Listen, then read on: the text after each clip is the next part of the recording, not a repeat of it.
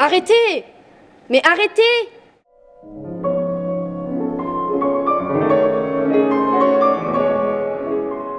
Alors Unisson, c'est un projet dont l'ambition est d'amener la musique classique au plus près des populations de nos territoires, ici en Bourgogne du Sud. Et tout particulièrement les jeunes publics, les personnes plus âgées et les personnes en situation de handicap. Autrement dit, les personnes qui sont le moins aptes à fréquenter assidûment et facilement les salles de spectacle et les salles de concert. Écoutez leur histoire. Ils se sont mariés en secret il y a 9 mois. Ils avaient peur de vous en parler. Et quand Roméo a été banni, ils n'ont pas supporté la séparation. Nous avons eu la chance de travailler avec la maison familiale rurale du Clunisois, à Mazille, et avec 33 de ses élèves de 4e et de terminale.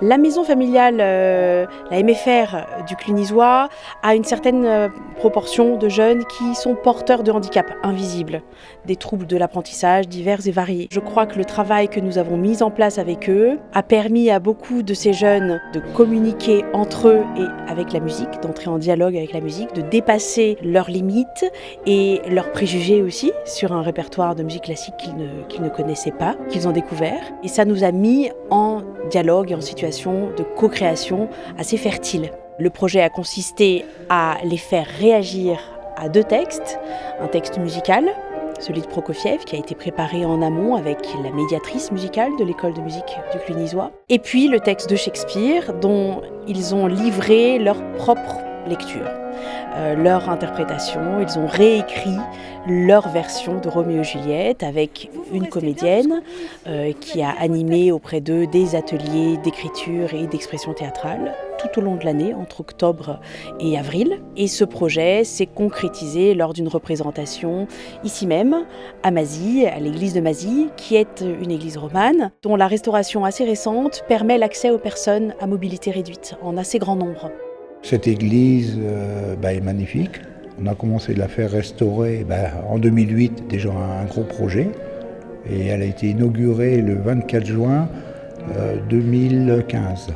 Le projet, en fait, Unisson, est aussi attaché, je dirais, au patrimoine. Et surtout, une aide, effectivement, aux toutes personnes souffrant, on va dire, de handicap.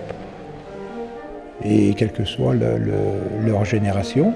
Et je trouve que c'est vraiment bien d'apporter cette musique classique dans nos territoires. Le projet Unisson, il naît au départ d'une rencontre. On avait échangé avec Juliana pendant quelques années dans le cadre du festival Musique en Charolais-Brionnais. Et en fait, on s'est rencontrés il y a maintenant presque 2 ans.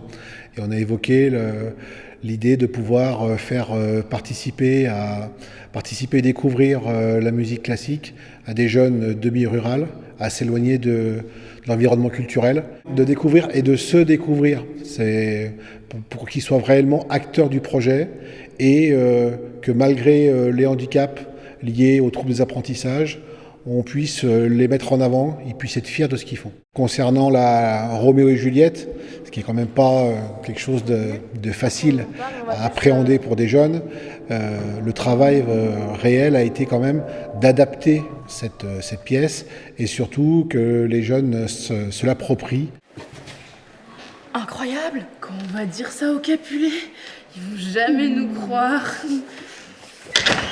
Eh bien, ça fait plusieurs mois qu'on travaille dessus, énormément. On a eu beaucoup d'interventions, notamment avec Flore. On a eu une intervention du coup avec Juliana, avec Cécile également, qui nous a fait des cours sur la musique classique, sur Prokofiev du coup. Et on a eu vraiment beaucoup d'interventions avec Flore pour s'entraîner justement à l'oral. Un peu plus de stress, mais on reste quand même assez à l'aise. Parce qu'on sait quand même bien nos textes. Le plus difficile, c'est de passer devant tout le monde, pour moi. Parce que j'ai un peu le stress. Après, ça, c'est bien. C'est une bonne récompense pour nous, quoi. Les applaudissements, les félicitations, c'est une bonne récompense. Alors, le plus compliqué, c'était ça d'apprendre les textes. Et la chose bien, c'est qu'en voit, on le montre à plusieurs personnes différentes. Comme ça, les personnes, ils voient sur quoi on a travaillé. L'échange avec les jeunes de la MFR était plein de fraîcheur et ils ont mis beaucoup de créativité, beaucoup de curiosité, beaucoup d'entrain et d'énergie, d'engagement, de courage aussi, puisque je pense dans le cas de certains d'entre eux, avec des difficultés qui sont propres aux uns et aux autres. Ce n'était pas la chose la plus facile du monde que de se mettre en scène et de s'exposer d'une façon publique comme ils l'ont fait lors du spectacle. C'est une chance pour nous aussi de susciter ce genre de situation et de dialogue et d'échange.